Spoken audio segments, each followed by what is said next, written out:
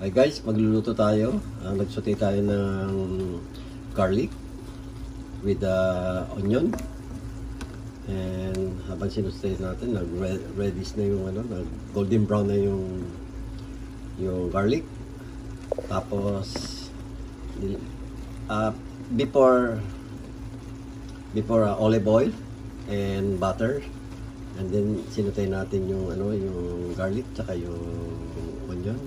After that, ilagyan natin ng salted egg, yung red.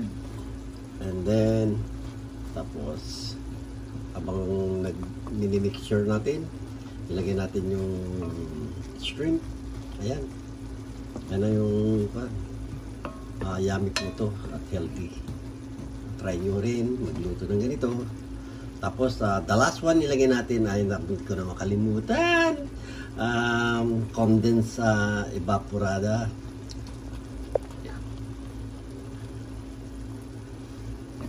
Yan.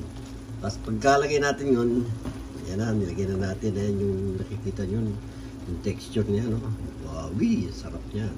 Okay guys, thank you for watching. And don't forget, click button, subscribe, and have a good day.